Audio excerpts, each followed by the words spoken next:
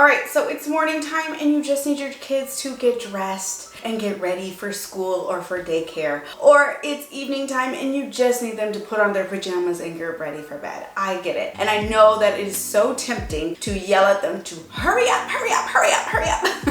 And I'm definitely guilty of saying this. And it's not that we're never gonna say these things, but the problem with yelling at our kids and telling them to hurry, hurry, hurry, hurry, hurry is that now they feel pressured, which can cause them some stress and actually make the dawdling even worse. So I'm gonna give you 4 alternatives to try next time you're in a rush and you need to just get out the house, okay? So the first thing that I want you to try is to focus on the one thing you need them to do next, not multiple things, just one thing, and say it. So let's say you need them to put on their shoes, then all you say is shoes, right? Let's say you need them to eat their breakfast. All you say is breakfast, pajamas, brush teeth. Just focus on one thing you need them to do, help them streamline it, and just say it. And then bonus points if you can also add in some pointing action, okay? Point to whatever it is you need them to do, okay? So this just helps kids narrow in and streamline their process and focus in on the one thing they need to do. Because oftentimes kids, their brains, they're scrambled, right? They're trying to do all the things. They're focused on everything but their shoes. So help them focus with very clear, direct, and simple language. Okay, tip number 2 is to refer to the thing that you're going to do next in a playful way. So let's say you're headed out this door and you're going to the store. You can say, oh, the store can't wait to see us. I know those tomatoes miss us. They can't wait for us to pick them up and put them in our shopping cart and head home and make some spaghetti, right? Or, oh no, I think that your friends are missing us at school. They might think that we're not coming. Oh, we better hurry up, right? So you're just being playful. You're getting their mind to focus on the goal, right? The goal is to get to school. The goal is to go to the store or the playground. So how can you invite them into the goal in a playful, engaging way? So number 3 is my favorite, and it is to use animals, and double points if you can incorporate their favorite animals, but use animals to kind of talk about the speed in which you want them to go. So let's say you need them to go fast, then we're gonna be activating our cheetah speed, okay? Ready, set, go. Or let's say you need them to slow down and think through things. Let's activate our turtle speed, right? Or our sloth motion, and you can kind of act it out. Let's say you need them to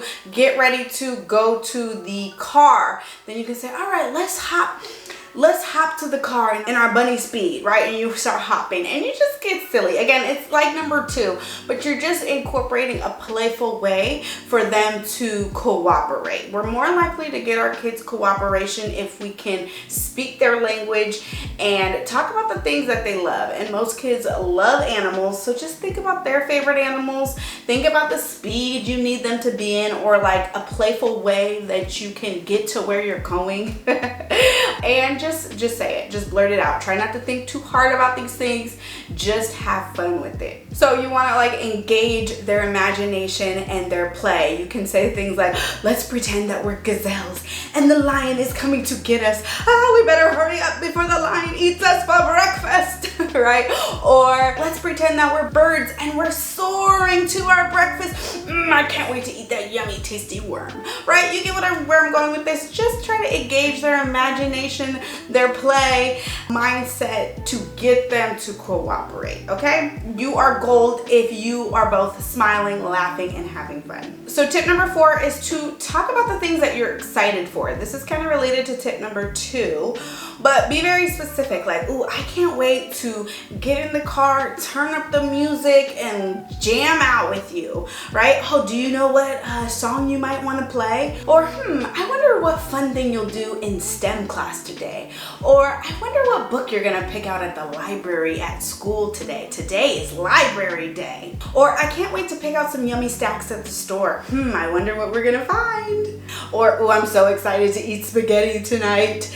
Can you help me pick out the tomatoes or the onions? Or what kind of noodles do you want to pick out? Or, oh, I can't wait to see our friends today at school. I wonder who's gonna be there. So you're just kind of engaging them, talking about what you're looking forward to. And again, just getting them pumped, you getting them motivated to put on their shoes, put on their coat, and head out the door. And again, it's all about your approach and your energy, right? If you're just like playful, you're happy, you're excited, they're gonna feed off that energy and they're gonna be even more excited to cooperate and head out the door and get to the goal, whatever goal it is that they're working towards. And real quick, if you need more help with cooperation, don't forget to check out my free discipline workshop. It is filled with so many practical tips on how to increase cooperation without doing all the things that we hate to do, like yelling and threatening and punishing. So be sure to go to themomspsychologist.com/workshop to check out the workshop. Again, it's completely free. And that is it for this video. I hope that it was helpful. Let me know down in the comments below which one you want to try out. Let us also know what kind of things you do to help your child hurry up when you are in rush mode. Let us know in the comments. We need all the help that we can get. All right, that is it for this video. I'll see you in the next one. Bye.